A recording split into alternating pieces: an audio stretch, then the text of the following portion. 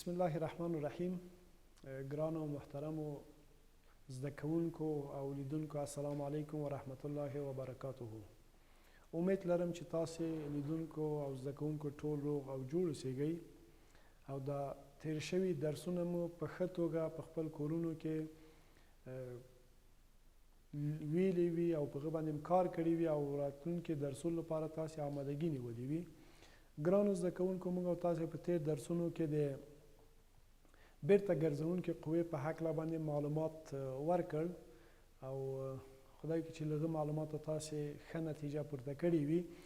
دا د نن یو ځل بیا د ساده هارمونیکي حرکت ګرافیکي ښودنې تر عنوان لاندې زه بشیر احمد ستانکزی یو ځل بیا ستاسو په درنو چوپړ کې یم.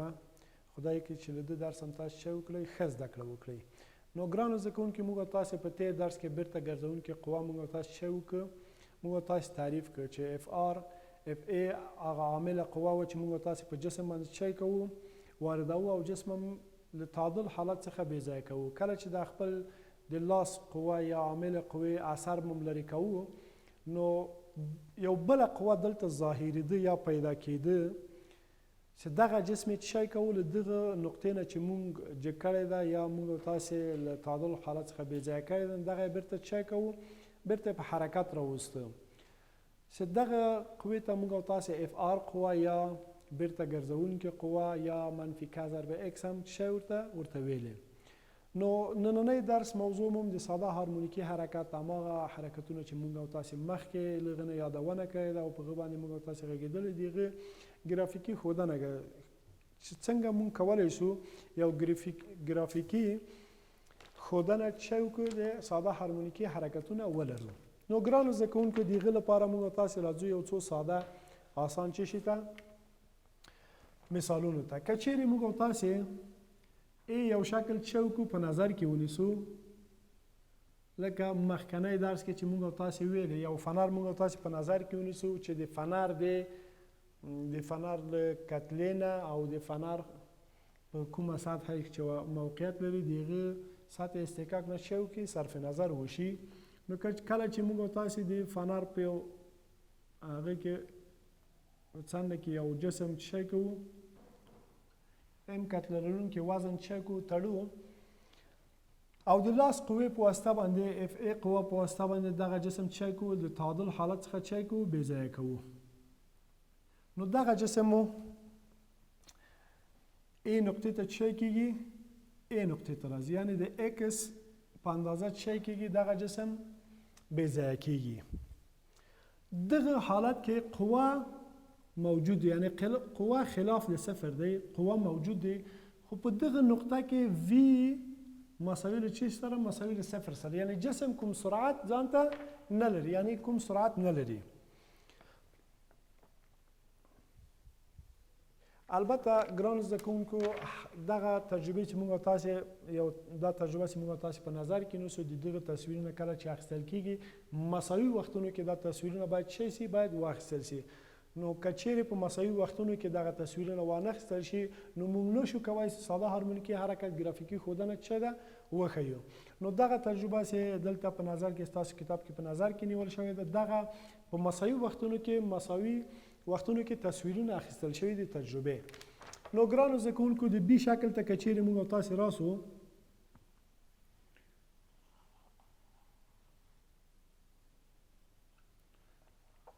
که چیرې دلته به هماغه موږ تاسو خپل ام جسم په نظر کې ونیسو،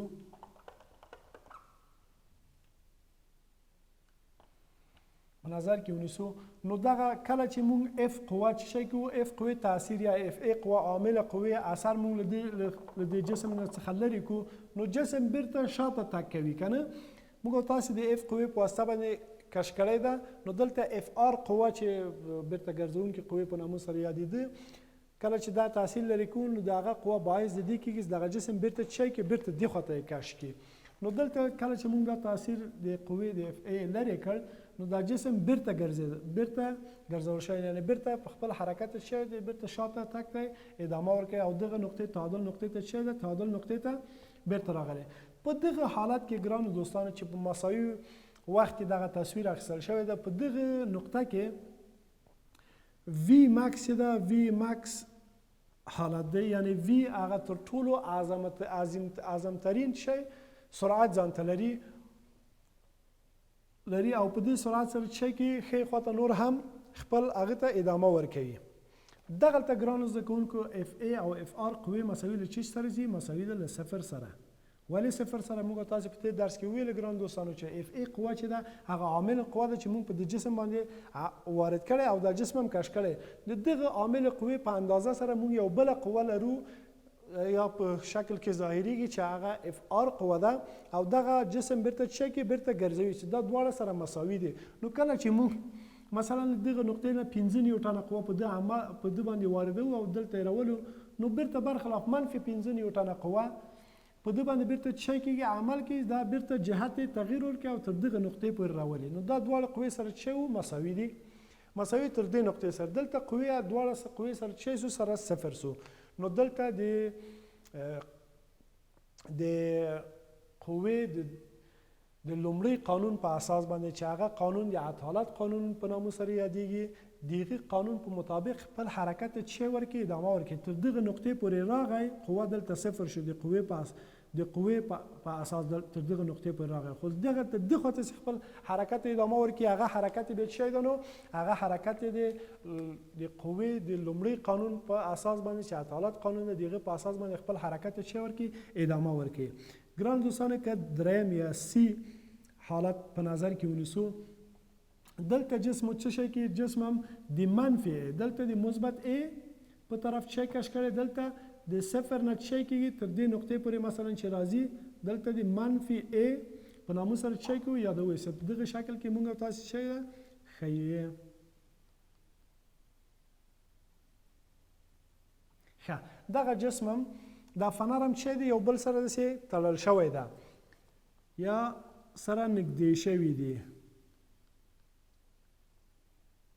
فنرونه هم چی ده؟ یو بل سره نږدې شوي دي. په دغه نقطې ته کله چې جسم رسیږي یا منفي ا فاصلې ته چی کېږي؟ منفي ا فاصلې ته رسیږي.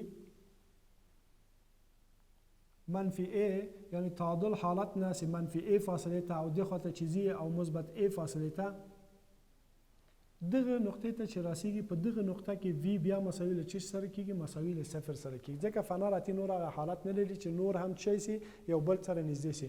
نو دلته وی مساوي له صفر سره کېږي، دلته بیرته قوه چی کېږي؟ قوه خلاف د صفر کېږي.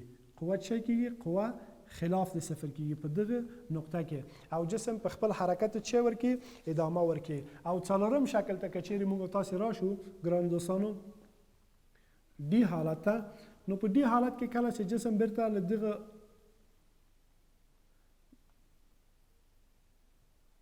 د منفي ا فاصلې نه بیرته شروع په حرکت کې او راځي چی شي ته؟ راځي تعادل حالت ته.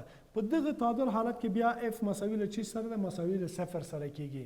دغلته قوې بیرته صفر کېږي او دلته وی ماکس کېږي یا سرعت شی تر ټولو اعظمترین سرعت ته رسیږي. همداسې دي همداسې که چیرې موږ د ای شکل ته راسو، د ای شکل ته که چیرې موږ تاسې راسو، نو جسم هم څه شی کېږي؟ د تعادل نقطې څخه چې د مثبت ا فاصله چی کې ځان ته تیه کوي.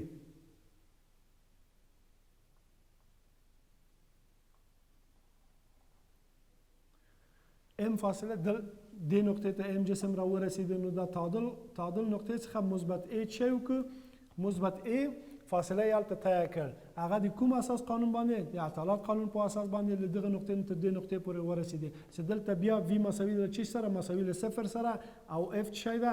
اف دلته بیا خلاف د صفر کېږي. نو اف دلته هغه عامل قوې سره مساوي ده چې موږ تاسې چی شی ده په اوله کې هغه مطالعه کړ. نو ګرانو دوستانو د دغه تصاویر نه دا معلومیږي چې مساوي وختونو کې چی کېږي؟ مساوي وخت کې جسم خپل حرکت ته ادامه ورکوي او مساوي وخت کې د تعادل د نقطې په دوه اړخونو کې مساوي چی کېږي؟ مساوي فاصلې تیه کوي چې دغه ته د ساده هارمونیکي حرکت ګرافیکي ښودنه هم چی ده ویل کېږي.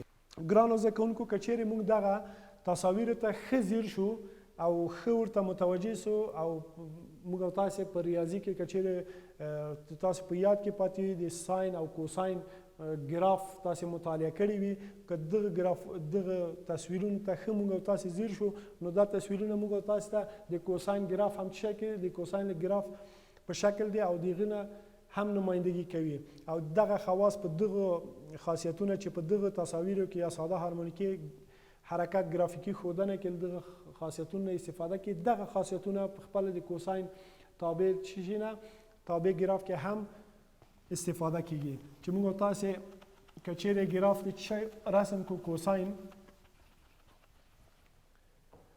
ګراف د کوساین که چیرې موږ او تاسې ګرانو دوستانو رسم کو هغه هم له صفر نه شروع کیږي مثبت ا چې موږ او تاسې ویلو یا مثبت یو او منفي یو یا دلته که چیرې مثبت ا او منفي ا هم وایو په دغو نقطو په اساس حرکتونو ته څه ورکوي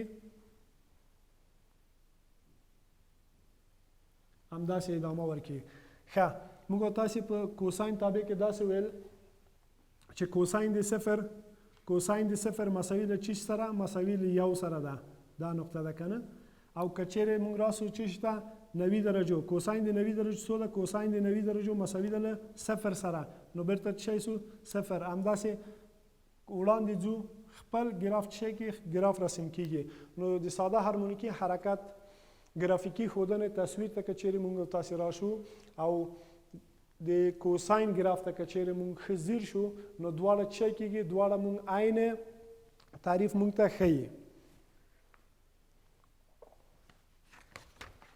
دا 90 درجې دي ګران دوستانو دا 180 درجې یا دغه نقطه 180 درجې دغه 270 همداسې 380 درجې 270 او 380 ښه ګرانو دوستانو خدای کې چې له دغه درسه تاسې ښه زده کړه کوئ او ساده هارمونیکي حرکت ګرافیکي ښودنه چې موږ تاسې مخه دا وه چې موږ تاسې باید دغه تصاویر باندې ځان پوه کړو څنګه جسم حرکت کوي او اف ای عامله قوه او اف آر قوه څنګه په دې باندې عمل کوي په کوم نقطه کې د جسم سرعت اعظمي دی او په کوم نقطه کې جسم سرعت صفر دی په کومه نقطه کې اف قوه دی او په کوم نقطه کې اف مساوي له صفر سره دی هغه موخه وي چې موږ تاسې په دې درس کې څه وکړل په دغه درس کې موږ تاسې ویلو خدای کې چې له دې نه تاسې ښه زده کړه کړې وي او تر بیا مو په خدای سپارم ښاد بریالي اوسئ